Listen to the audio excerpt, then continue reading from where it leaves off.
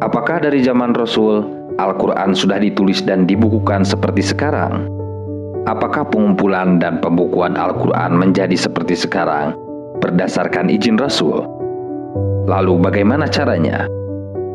Simak video ini sampai selesai.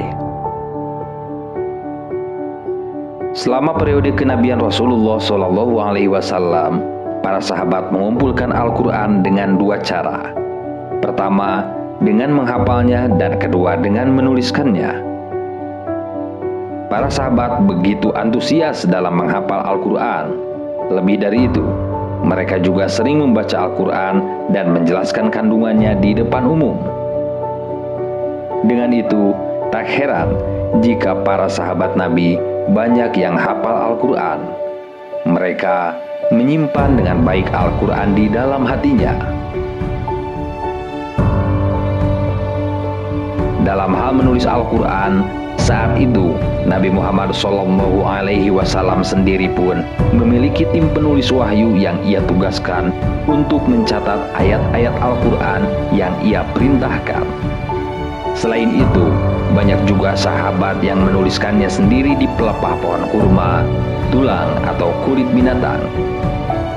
Pada masa Rasulullah ini, belum ada satupun mushaf Al-Quran yang dibukukan secara sempurna. Sepeninggal Rasulullah SAW, Sayyidina Abu Bakar dibaiat menjadi khalifah. Beliaulah khalifah pertama umat Islam sepeninggal Nabi. Selama menjadi khalifah, Abu Bakar sibuk memerangi orang-orang murtad dan mereka yang mengaku-ngaku sebagai nabi. Di antara perang yang terbesar ialah Perang Yamamah. Saat itu umat Islam memerangi Musailamah Al-Kadzab, si nabi palsu, dan para pengikutnya. Pada perang ini, lebih dari 70 orang penghafal Al-Quran mati syahid. Wafatnya para penghafal Al-Quran pada perang itu membuat Khalifah Abu Bakar dirundung sedih. Ketika itu, tiba-tiba Umar menghadap sang khalifah, kemudian menyampaikan sebuah gagasan besar, yaitu mengumpulkan Al-Quran. Suatu hal yang belum pernah dilakukan oleh sahabat manapun, bahkan ketika Rasulullah masih hidup. Umar meyakini gagasan ini mengandung kemaslahatan bagi umat Islam. Awalnya Abu Bakar sebagai khalifah menolak gagasan yang disampaikan Umar ini. Namun, setelah Umar menjelaskan besarnya manfaat mengumpulkan Al-Quran, Abu Bakar pun menyetujui gagasan itu. Beberapa waktu setelah itu, dengan didampingi Umar, Abu Bakar membujuk Zaid bin Thabit untuk memimpin pengumpulan Al-Quran. Awalnya Zaid bin Thabit pun menolak permintaan Abu Bakar. Namun setelah dijelaskan kemaslahatannya, Zaid pun menyanggupinya. Dengan metode yang ketat, Zaid bin Thabit dibantu Umar akhirnya dapat mengumpulkan Al-Quran dalam satu mushaf resmi atas izin Khalifah Abu Bakar. Mushaf Al-Quran itu diserahkan kepada Abu Bakar dan disimpannya sampai ia wafat. Sepeninggalnya Abu Bakar, mushaf itu kemudian diserahkan kepada Umar dan beralih ke putrinya, Hafsah, setelah Umar wafat. Pada masa khalifah ketiga, yakni Khalifah Utsman bin Affan, Islam sudah tersebar luas ke berbagai wilayah di Timur Tengah.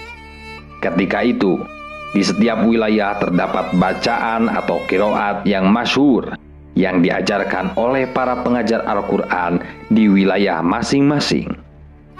Kemudian perbedaan qiraat yang satu dan yang lainnya melahirkan pertengkaran antar murid mereka. Pertengkaran ini bahkan sudah level saling mengkafirkan. Melihat persoalan itu, Utsman segera mengambil langkah untuk menghentikan permasalahan yang terjadi agar tidak semakin parah. Utsman kemudian mengumpulkan tokoh-tokoh dari kalangan sahabat untuk membahas persoalan ini. Pertemuan ini menghasilkan keputusan bahwa mushaf Al-Quran harus diseragamkan. Pada 34 Hijriah, Utsman memilih beberapa sahabat ahli Al-Quran, Di antaranya adalah Zaid bin Thabit, Abdullah bin Zubair, Sa'id bin Al-As, dan Abdurrahman bin Hisham untuk menyeragamkan perbedaan bacaan Al-Quran pada dialek yang sama, yaitu dialek Quraisy. Mushaf masa Abu Bakar yang berada di tangan Hafsah binti Umar pun dipindah untuk direvisi, dan setelah selesai dikembalikan lagi kepada putri khalifah kedua itu. Tindakan paling tegas Utsman dalam hal menyeragamkan mushaf Al-Quran adalah memerintahkan umat agar membakar mushaf yang berbeda dengan mushaf resmi yang disahkan oleh Khalifah Utsman. Sekarang mushaf Al-Quran itu kita kenal dengan nama Mushaf Utsmani.